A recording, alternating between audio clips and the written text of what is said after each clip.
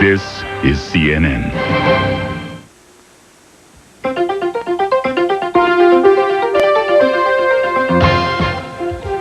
The death toll rises and the violence has spread to some other cities. Looting largely uncontained in Los Angeles. And President Bush appeals to black leaders to help calm the situation.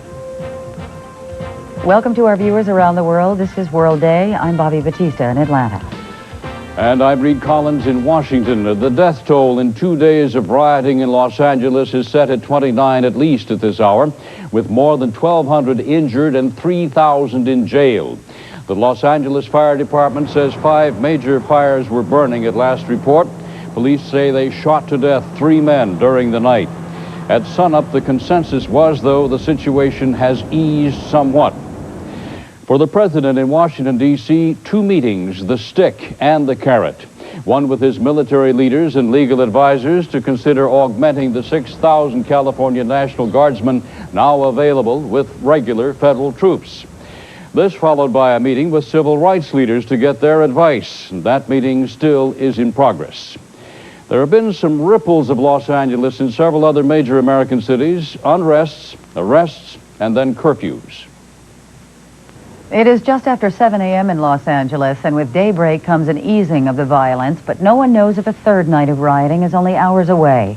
CNN's Ann McDermott is live in Los Angeles now with the latest on the situation. Ann? Well, Bobbie, as you noted, things do seem fairly calm in Los Angeles this morning. With the daylight, though, it just makes the destruction all that much easier to see, and it is truly a sickening sight. On block after block, you see the burned out shells of what had been thriving little shops. Other stores have displayed broken windows and very little else. In some cases, these stores have been stripped of everything by looters, right down to light fixtures. Worst of all, of course, the human toll. 29 dead, more than 1,000 injured. Clearly, bitterness will linger here long after the violence has stopped. CNN's Tony Clark now has more on what went wrong in Los Angeles last night. For the second night, the Los Angeles sky was lit with flames. From Hollywood, north to the San Fernando Valley, down to Long Beach, there were 30 major fires burning in the city at nightfall, and many smaller fires. And despite the presence of police, highway patrol, and 2,000 National Guardsmen, looters continued their rampage. Hundreds of people have been arrested in Los Angeles, and California officials are calling for more help in an attempt to stop the lawlessness. We want to send a message to this community that we are totally committed to provide the resources to ensure that the hoodlums out there, the gangsters, are not going to be able to terrorize this city, that we're going to gain control and provide the safety and security that the people of Los Angeles deserve and want. 2,000 additional National Guardsmen are being brought into the city of Los Angeles, and another 2,000 are coming in to help throughout the county, a total of 6,000 National Guardsmen in the area. California Governor Pete Wilson says if that doesn't stop the violence, he'll ask for federal troops to be deployed. We are determined that this city is not going to suffer the kind of terrorism that some people seem bent upon inflicting upon it. Los Angeles and much of the surrounding area is under a dusk to dawn curfew. Usually busy streets are deserted. Traffic is almost non-existent except for the occasional car and the rumbling of police and National Guard vehicles. On street corners, especially in the Korean section of the city and the predominantly black South Central section of Los Angeles, National Guardsmen stand watch, weapons in hand. There is a tense, eerie feeling, they say. Elsewhere, merchants, many with their own weapons, stood guard outside their businesses. This man, believed to be a store owner, appeared to be shooting at looters. Oh, he's firing right now. Melrose and La Brea. In Koreatown, hard hit by the violence, groups of people stood outside their businesses in a show of force to keep looters away. Well, we're saving our store. This is what we worked our life for, you know? We're not going to see it go burn down to the ground. I wish the whole thing was a joke, something like dream that I could wake up from, but so far no. Police and highway patrol units now escort fire department crews as they move from blaze to blaze, but there are too many fires for them to handle. In many cases, business owners and friends tried to do what they could to put the fires out, but often there was too little water, and in the end, too little left to save. Many fires were simply left to burn themselves out. City blocks are now blackened shells, emptied by looters and torched when there was nothing left. Tempers are running high here. This youth was caught by Housing Authority police throwing rocks. Tony Clark, CNN, Los Angeles.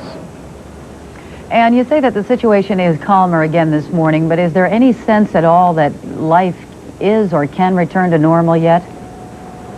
Well, for some people, it appears to be seem to be going about their business, going to work. However, a lot of people, today is a day of staying at home. Several large employers in the area have canceled their employee shifts, and there are a number of school districts, including Los Angeles and Beverly Hills, that have canceled classes for the day. Also, University of Southern California has canceled exams for today, and an additional note, there will be no mail delivery in certain areas of south central Los Angeles, areas hit hard by disturbances. Thank you, Ann McDermott reporting live from Los Angeles. And we have this just in from Wolf Blitzer at the Pentagon. CNN has learned that elements from the U.S. Army's 7th Infantry Division at Fort Ord near Monterey, California, are standing by ready to deploy to Los Angeles if, and that is a big if, President Bush decides to involve regular active duty troops in the effort to quell the disturbances in Los Angeles. The troops at Fort Ord are part of a light infantry division that were deployed to Panama during Operation Just Cause. They have extensive training in civil disturbances. Well, not everyone on the streets of South Central Los Angeles is concerned with burning, looting, and destroying. A group of people who came upon a burning video store tried to put out the fire. They found a garden hose and did their best to extinguish the flames. Go! I'll bring a light in if you want it. Yeah, please. We don't know at this time whether the men were able to save the video store. Democratic presidential candidate Jerry Brown is in Los Angeles today, in his words, to offer support to local and state leaders. The former governor of California canceled his campaign stops in Nebraska and went back to his home state yesterday. Brown rejected the verdict in the LAPD trial and said reaction to the case shows that deep divisions that still remain in American society. Sure, it's irrational. It's irrational on the part of those people that are rioting now, but it's also irrational for people to see a man being beaten half to death and call it good police work. That's an unreality. All and right. What is facing us now is to rise above all that and work with people in a way that will create the kind of America that includes all of us. And in a letter to the U.S. Attorney General William Barr sent yesterday, Brown called the beating of Rodney King a, quote, egregious violation of civil rights. He called on Barr to move forward with that federal investigation of the case. There is a USA Today poll on reaction to the verdict that finds 36% of whites polled think the justice system is biased against blacks, while 64% say no, it is not. 81% of blacks polled say the justice system is biased against blacks, while 19% say no, it is not. When asked which is to blame for the verdict, 59% of blacks say it is the legal system, 41% say society in general. This poll's a national survey conducted by telephone yesterday. The believed margin for error plus or minus 4 percentage points for whites and perhaps 6 percentage points for blacks. Have more on the situation in Los Angeles when World Day continues. Yeah, I'm sad because it's not going to be the same. I mean, you'd be hard-pressed for these people to be able to put all the stores back. And without having, you know, thinking second thoughts about, well, what if this happens again along the way? You know, it could wind up just like in South Central.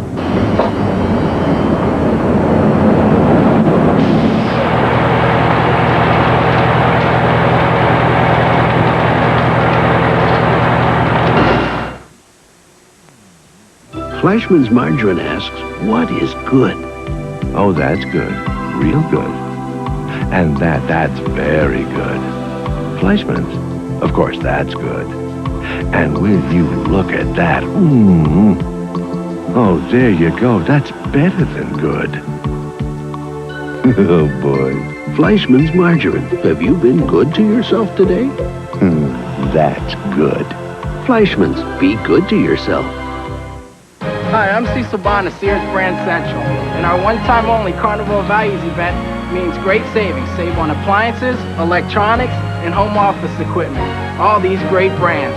Like this 386 SX Packard Bell 20 megahertz computer with a 105 megabyte hard drive. Save $100. Or get a super value on a Kenmore range. Lowest price of the year, gas or electric, just $279.99. And there's much more. So come into Sears Brand Central. You can count on great values, and you can count on me. Washington, the speech capital of the world. Ever wonder how they found time to write all those speeches? Lanier. With Lanier, a senator can dictate 6 speeches in the time it takes to write one. A congressman can dictate a speech on the way to making a speech. Fortunately, for everyone who has to listen to all that, Lanier can save us time, too, for things we enjoy. Ooh, I might make it to the White House. Call Lanier, 1-800-241-1706. Nearly 5.5 billion people live on this planet, 1/5 in absolute poverty. At the current rate, the world's population will double by the year 2032. Before the end of the next century, it will triple. Can the Earth's limited resources sustain a population spiraling out of control?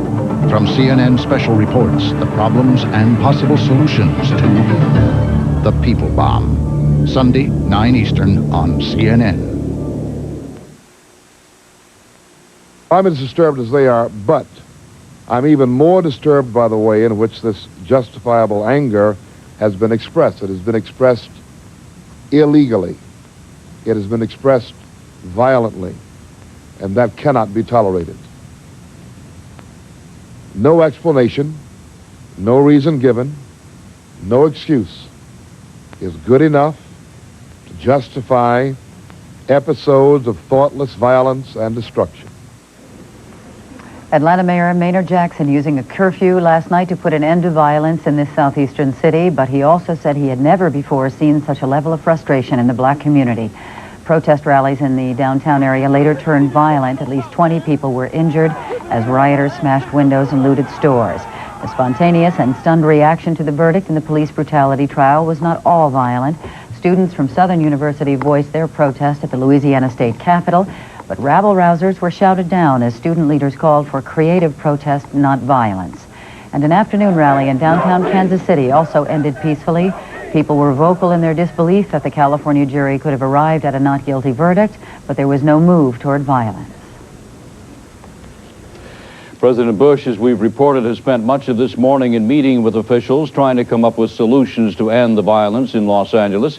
An update now. CNN's John Holland joins us from the White House. John, what's happening there? Well, Reid, the president just concluded a 2-hour meeting with General Colin Powell, chairman of the Joint Chiefs of Staff, and the Attorney General, Mr. Barr, and the FBI Director Sessions to talk about the possible use of federal troops in Los Angeles and just to discuss generally inside senior administration meetings here what should be done to quell the violence there, if the administration should do anything more. We talked to White House spokesman Marlon Fitzwater, who was in that meeting. At the end of it, he came out. He refused to say if federal troops would be sent there, but the normally jolly Fitzwater was decidedly serious as he walked into his office. General Colin Powell, as I say, was at that meeting to offer his advice on the possible use of soldiers. The administration is apparently ready to send troops into Los Angeles if Governor Pete Wilson makes the official request to Washington.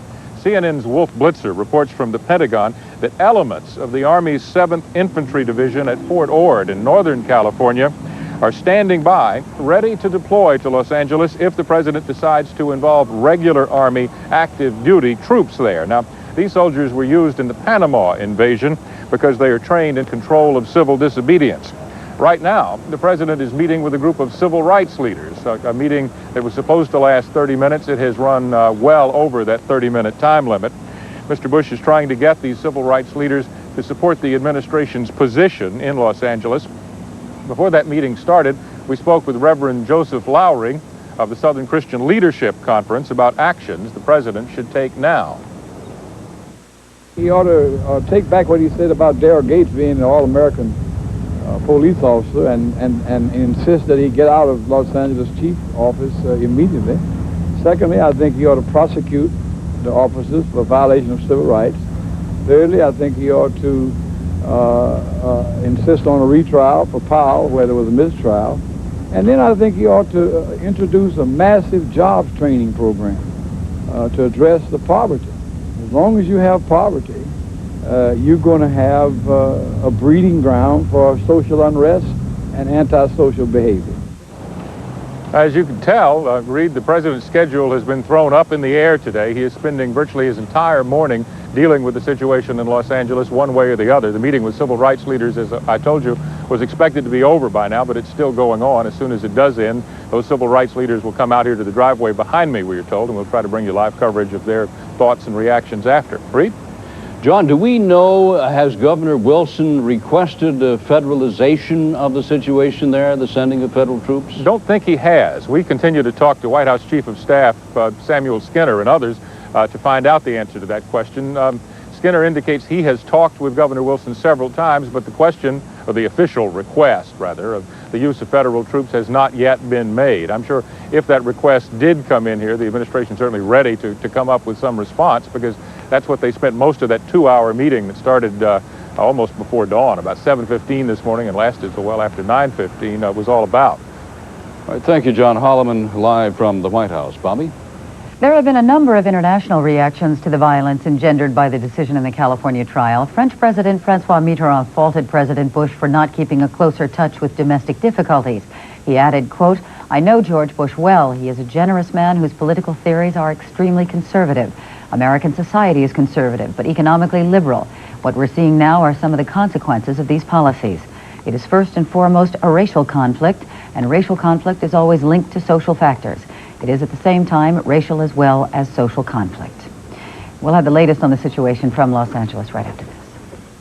My perception of the United States is it's very violent, and it's like the whole access to guns and the gun laws and the whole sort of gun industry over there. It's got a very powerful lobby.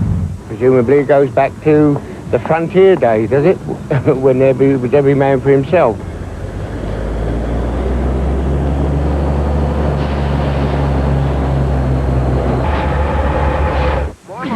Wasted time.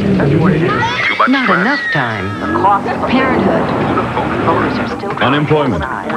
You never needed it more. A new extra-strength pain reliever made to get today's tough headaches before they really get you. 1,000 milligrams strong. Stomach guard. And the name Bayer. That should ease your mind. Introducing new extra-strength Bayer Plus. Now there's no pain you can't bear. When you spend this much time and effort finding fresh vegetables, shouldn't your fat-free dressing be just as fresh? New Good Seasons for fat-free dressing. You make it fresh yourself with no oil. A unique blend of herbs and spices makes it taste great. And just 10 calories. New Good Seasons for fat-free dressing. Because any way you shake it, the best fat-free is the fresh fat-free. Block, 811. I've been waiting. Yes, sir. Your breakfast is on the way. It should have been here half an hour ago. Sorry, sir. It'll be there any minute. What was that number again? At Marriott, our priority is you. So your breakfast is guaranteed on time, or it's on us. Service, the ultimate luxury at Marriott. Well, actually, we've always tried to watch what we eat. I mean, okra and garlic are, what, part of our lives. Now we hear a lot about garlic. Yeah. So we take Kwai odor-free garlic tablets. And you know, they really are odor-free. Millions of Europeans have been taking Kwai odor-free garlic tablets for years. It's part of their daily diet.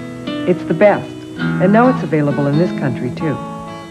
Kwai is available at quality drugstores, health and natural food stores, and general nutrition centers. Kwai, science and nature working for you. We should tell you we're waiting for the end of the meeting in the White House between the president and civil rights leaders. We expect comment from the latter when it does break up, and we'll go there live when it does. From the chaos of Los Angeles, though, let's turn half a world away a moment to a nation where even more desperate conditions have existed a long time, Somalia. Yesterday, a Red Cross shipment of rice arrived in the capital city, Mogadishu. This was the first international delivery there in some 5 months. But as CNN's Brent Sadler reports, the help's coming too late for many in this war-ravaged country. Mogadishu has been beyond international help for months. Its people lost in a state of lawlessness and mayhem which persists today. Not since last November has any substantial amount of food got through, and the capital has been overrun with rival political factions vying for power and freelance gunmen terrorizing people in search of food. Food has become Mogadishu's most precious commodity. People have died attempting to steal it and died trying to keep it. None of the relief agencies dare move around the city without heavily armed escorts, paid in the currency of food. Hiring amateur protection in such strength is unparalleled in overseas charity work. But the risks are high, for unless Mogadishu is fed, and very soon, the relief workers fear they will be blamed for the catastrophic consequences of any further delays. Warnings a month ago that Mogadishu could starve to death are no longer needed. It's already started to happen. In this one camp alone, the circular bundles of cardboard house 1,800 families driven from their homes by war. They wait for food each day, just as they've done for the past 280 days. Food is promised, but it still hasn't reached them. There remains at least one certainty in their lives. The number of shallow graves at the back of the camp will grow as more of their weak collapse and die. Conditions are worsening daily, with the spectre of mass starvation looming high. Ruled as Mogadishu is by the law of the jungle, the unarmed and defenseless know that food, if it comes, can only reach them last. We are here for 10 months, and we don't receive any food aid, unless, those people who have the guns, they get their food. 3 million Somalis, or half the pre-war population, have been displaced by the fighting. The markets, such as they are, stand bare of anything nourishing or affordable. It has created a disastrous level in dietary standards among the entire country. And then I see every morning children aged 6 months, 1 year, 2 years just dying on the side of the streets. Old people aged to 70, 80 just dying, lying on the corner of on the street. Unnoticed by a population of needy people, another victim of heat and hunger collapses, clinging tightly to her infant child. Children like hers are most at risk, but adults will soon follow unless there's immediate relief. Doctors say the levels of malnutrition are being recorded at the highest ever. Banadir Hospital in Mogadishu has a mother and child emergency feeding unit operating with the help of Save the Children. What little milk of human kindness there's left in Mogadishu is probably concentrated here. An intense feeding program has been sustained, but this too will run out shortly, and not all children who make it this far necessarily survive. The international and local staff are doing their best for these children, just 273, with regulated feeds and a chance to live. But the unit, overflowing with gravely ill children, was forced to close its doors to others, equally sick and stranded outside. They could not be expected to last for long. The scale of suffering is already horrific. Children are literally dying in front of our eyes. This little boy is called Mohammed. He is just 4 months old. He is starving to death. Doctors say he won't live more than just a couple of days, and there's nothing they can do to save him. I am continually confronted with children who are dying every day. Within our feeding centers, I've seen children die. I go to displaced camps. I see children die. And I think for a relief nurse involved in feeding programs, to see and hear of the scale of deaths that is happening among children is heartbreaking for me. A parallel crisis in the making also stalks the city. A sea of rotting garbage has choked the sewage system, and miles of pavement was ripped open by copper wire thieves. The capital will be hit by flooding and pollution once the monsoons arrive, exposing the city to outbreaks of cholera and typhoid. Outside Mogadishu, herdsmen walk hundreds of miles to market their remaining livestock, which have survived the searing drought. Other Somalis, strong enough to travel, set off from Merka, where malnutrition is now almost 100%. It's here where the townspeople have called this Italian woman, Dr. Annalena, their angel of mercy. Alone, she has set up an independent feeding station to help 2,000 starving children. For $700 a day, she buys, cooks and serves what all Somalis are begging for: a plate of nourishing food. It's what the relief organizations are trying but have so far failed to achieve. It should be a coordinated effort on the side of the organizations. But there is so much talking, as you know, and promises, and then nothing has been done. We are desperate. There are days, you know, we can't even sleep at night because we have nightmares of these children dying. The kind of nightmares she's talking of are the ones which haunted the world for years after famine struck another African state. Then it was Ethiopia. Now Somalia and its starving people, for whom time may already have run out. Brent Sadler, CNN, Mogadishu.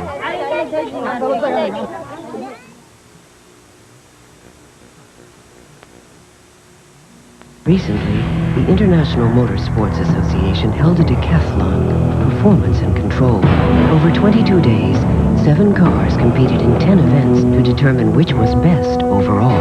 It wasn't Acura or Volvo, nor Mercedes or Mazda, nor Lexus or BMW, but the Audi 100 V6, the IMSA Decathlon Gold Medal winner.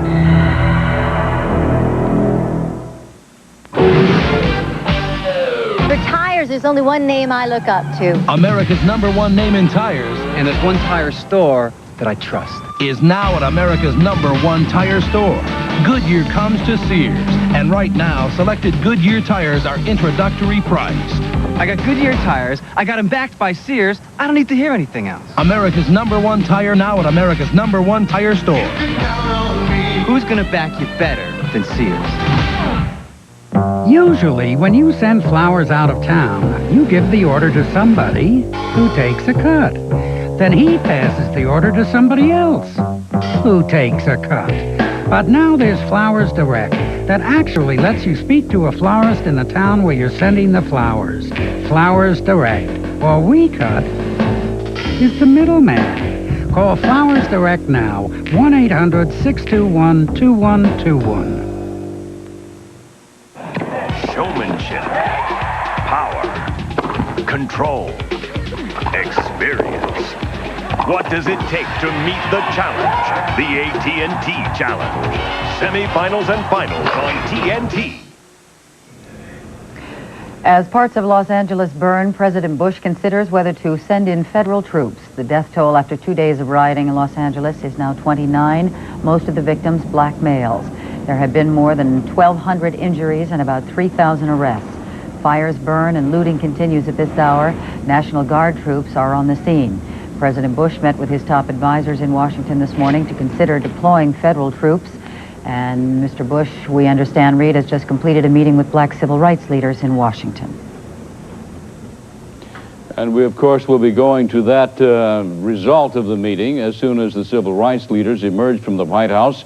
Also, we understand that Marlon Fitzwater will have a briefing in the White House briefing room on the meeting, and we'll go to that as well when it gets underway as we continue.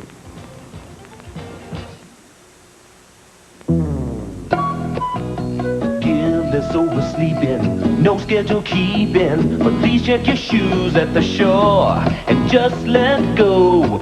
In the Keys, sunset walking, sunrise talking, feeling warm and easy again. Just let go in the Keys.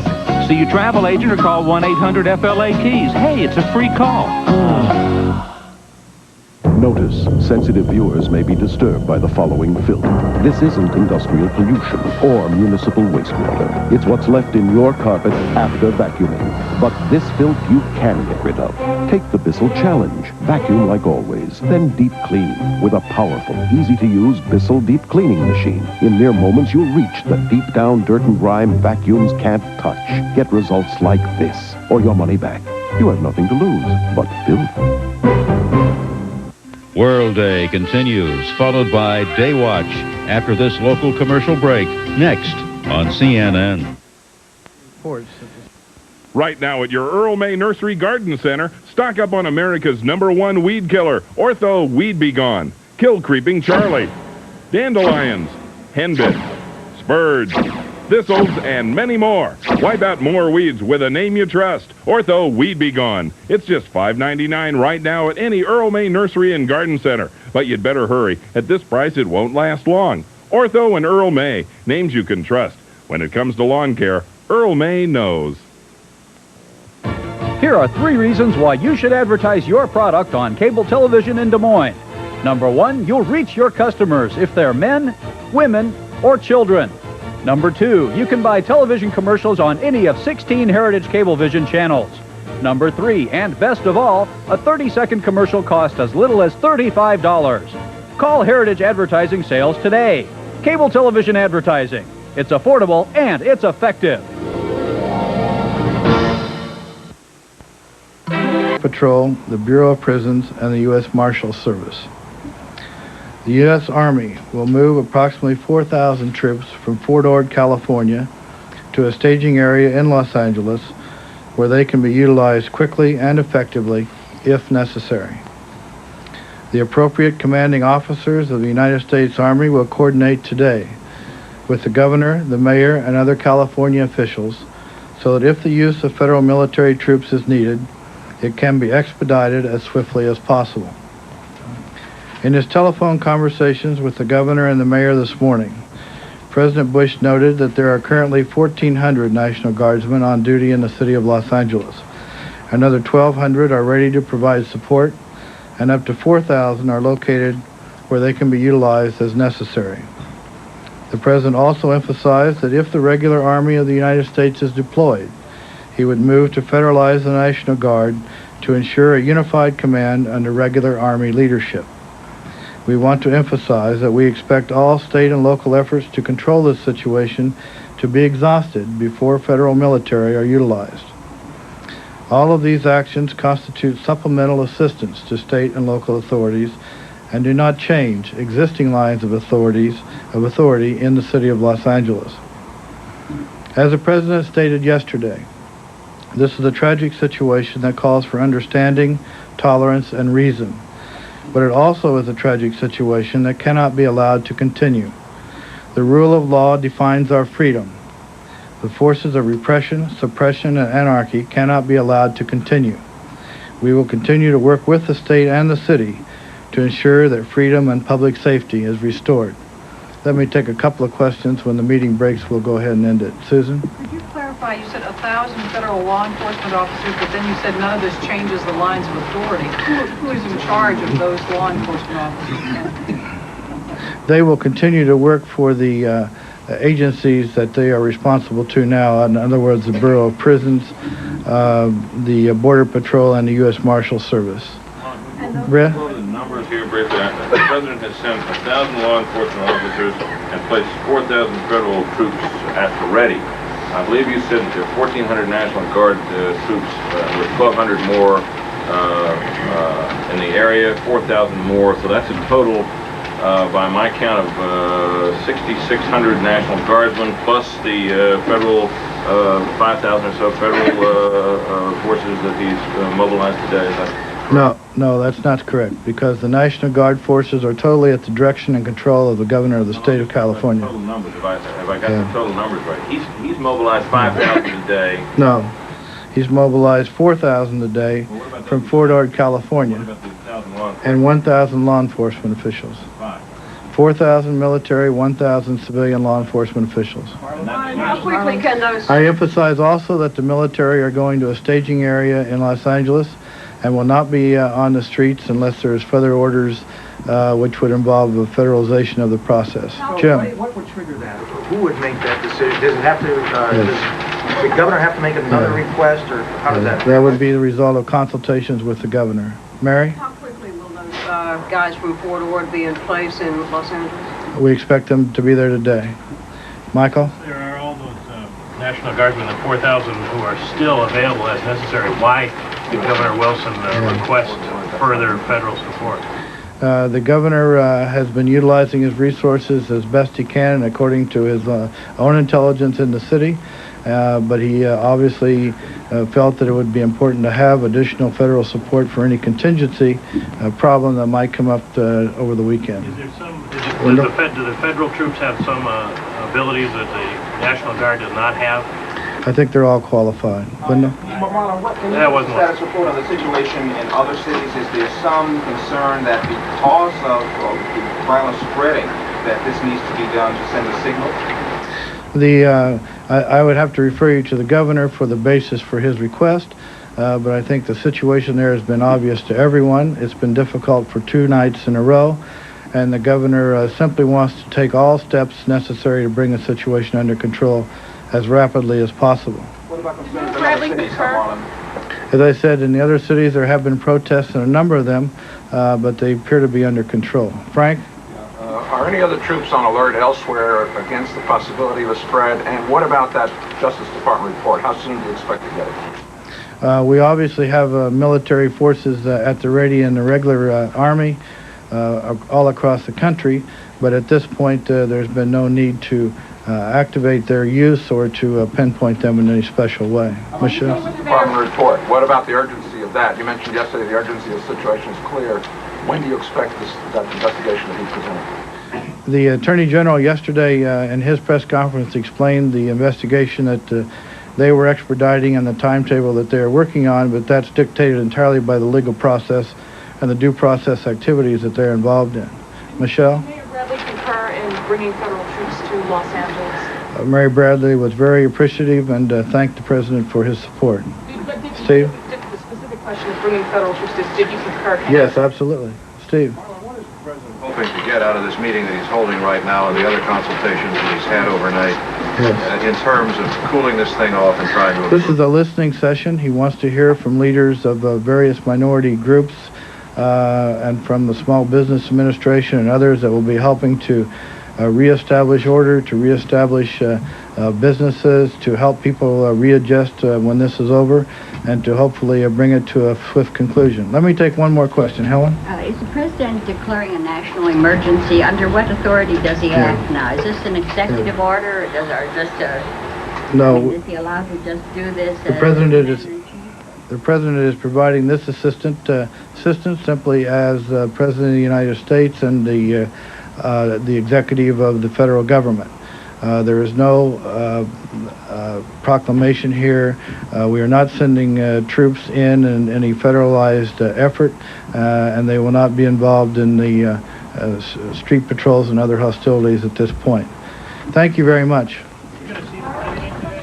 All right, so Marlon Fitzwater explains what the President has done, which is to send some 1,000 federal marshals, border patrolmen, others types of federal police to the Los Angeles scene, and to alert and dispatch some 4,000 troops, regular Army 7th Infantry troops from Fort Ord up in Monterey, California, to stand by. He has not federalized the situation, that is, declared a national emergency under which real federal troops could take to the streets. One of the implications of that, as Wolf Blitzer has pointed out, is that the insurance liability changes then, and it's quite possible the damage done after that happens is not in fact insured. We're going to see what the civil rights leaders have to say after their meeting with the President when they're ready for it, as World Day continues.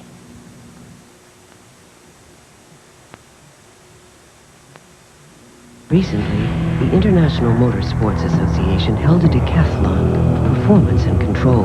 Over 22 days, 7 cars competed in 10 events to determine which was best overall.